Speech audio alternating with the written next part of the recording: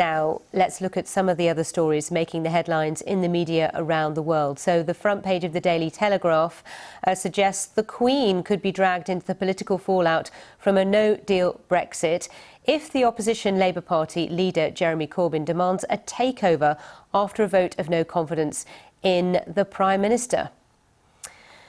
The Eye reflects on a summer of air chaos as pilots from one major airline threatens to go on strike, that's Ryanair, while a second suffers the large-scale computer glitch, that's British Airways. Thousands of passengers were stranded yesterday because of that. In the UK, The Times reports on a social trend that appears to be growing across the Western world. New statistics show millions more adults in their 20s and 30s are living with their parents than they were doing so 15 years ago. Front page of the Irish Times identifies one of the downsides of smart tech. Universities are recording a sharp spike in exam cheating. Much of it's being blamed on students wearing smartwatches and smart glasses. On a positive note, though, the paper says cases of plagiarism are on the way down. And then BBC Online features the unusual drink we've already highlighted in this programme. It's vodka made in Chernobyl, which has become the first consumer product made in an exclusion zone. The website asks the question, is it safe? What does it taste like? And could it be a commercial template for similar regions? Oliver Cornock is back, as promised, Editor-in-Chief at Oxford Business Group. So let's get stuck in, Oliver. And then there's this photograph of John McDonald, the Shadow Chancellor. He's at the Edinburgh Fringe Festival talking to an audience. And a lot of what he had to say, the Telegraph is piling into, unpicking, saying they're going to drag the Queen into a constitutional crisis. Well, I just thought this was a very strange story coming from the Edinburgh Festival, the Fringe. You know, this is a comedy. You go there for music, art, comedy, and this is almost comedic. Debate. Well, I'm not sure I'd go and see John McDonnell, but this is just yet more quite radical rhetoric coming out of John McDonnell, talking about the Queen being dragged into a political situation. This always happens at a time of political tension in the UK because, of course, Her Majesty the Queen is a constitutional monarch and does not get involved with the day-to-day workings of politics. Now, you could argue that this isn't day-to-day, and what John McDonnell is talking about is a situation where his party is desperate to avoid a no-deal situation. Now, he's saying that. It's very unclear, actually, what the Labour Party itself thinks. He's speaking very much on his own here because he's also added into this some quite, firebrand stuff about, for example, another referendum for Scottish independence. Very controversial for Labour voters, Sally. So it speaks to this position where the Labour Party, the opposition, the official opposition in the UK, is still hugely divided. And of course, also shows John McDonnell's, true colours. Very much a radical. He's a communist. He's not changing his colours, and he's speaking, I think, here on his own, but it's rattled feathers, and also at a time where we are seeing more and more extreme rhetoric.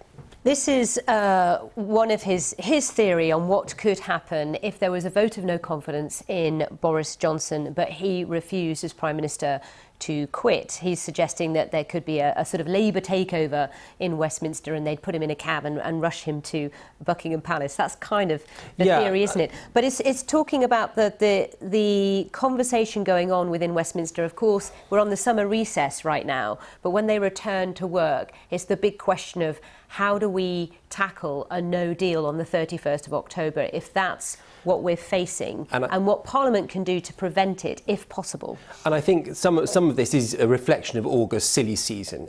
The Shadow Chancellor coming out with these rather ridiculous comments at a fringe part of the Edinburgh Festival, which is, you go for fun. This isn't fun. This is very, very serious. And as we hear the rhetoric from the Tories, from Dominic Cummings, who's, quite radical yesterday in terms of his position, in terms of making people saying that the Parliament will not be able to prevent no deal. You get equally strong rhetoric coming from the other side. One hopes hope, stepping back, Sally, that this is all just part of the bargaining and that actually a sensible deal, a moderate deal, some moderation will be seen here. But the trouble is, at the moment, we're not seeing any of that. And the British vote and the British public is getting increasingly frustrated. And I suspect the people our interlocutors in Brussels are probably getting equally frustrated as well. Well, we'll keep a close eye, as we do daily here on this programme and elsewhere, because, of course, it has to be discussed and debated. It can't be avoided. But now let's talk about the other frustration for those in what many might deem as the August silly season when you're travelling.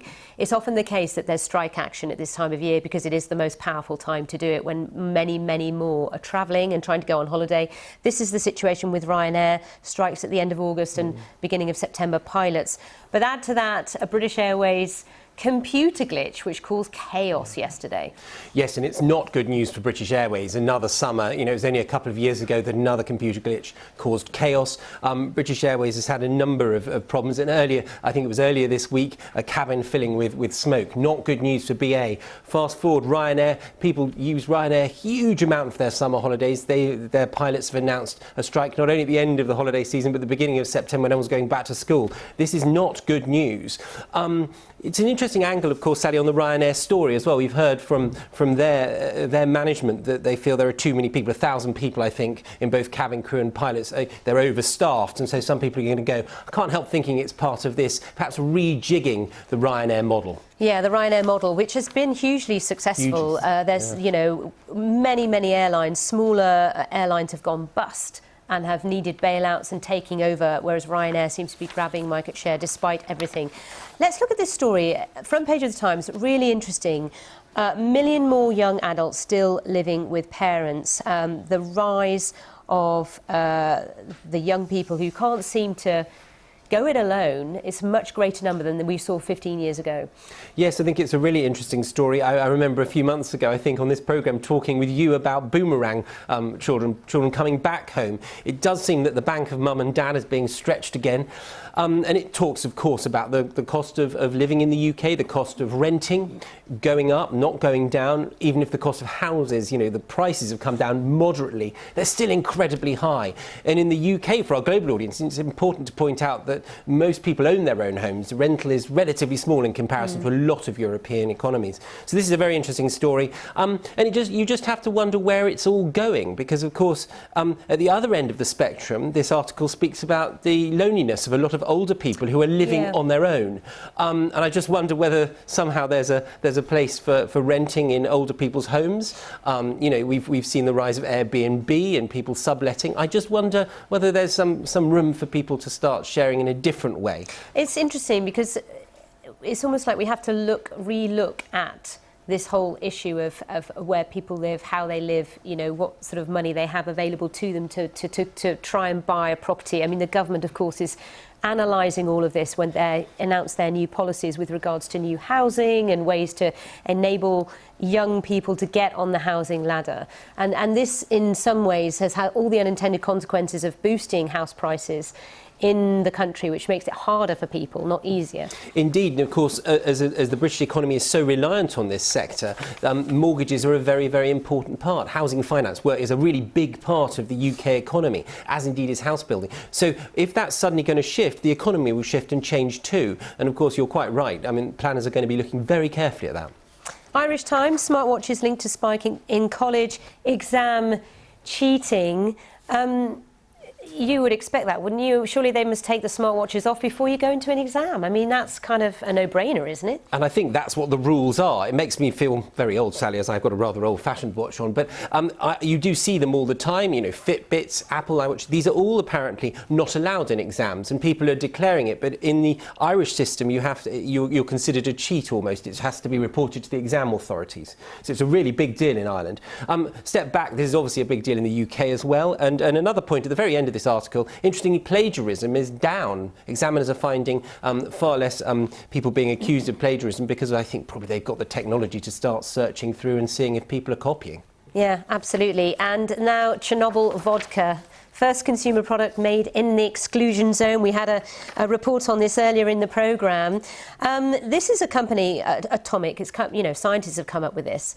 And the idea is it's a social enterprise where the money is put back into helping those who've lived through this disaster, because they're still having very poor quality living conditions and prospects, etc. And that's where the profits are going to go. Yeah, absolutely. It seems a good sort of, all the profits are going to go to help the community in Ukraine, you know, and to change this narrative really from one of sort of nuclear fallout to hopefully economic development. I thought it was a fascinating story actually, how a new product can start to be a change agent for good. I wonder what next. You know, will we be having grain? But of course, actually going back to this nuclear thing, of course, this is a distilled product, and it's had to be scientifically proven there are no radioactive matters there.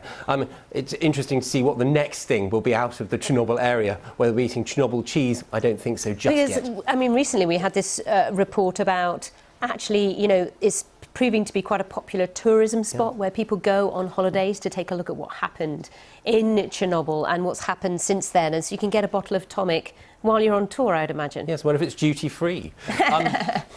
All right, super. Oliver, thank you very much indeed for being on The Briefing.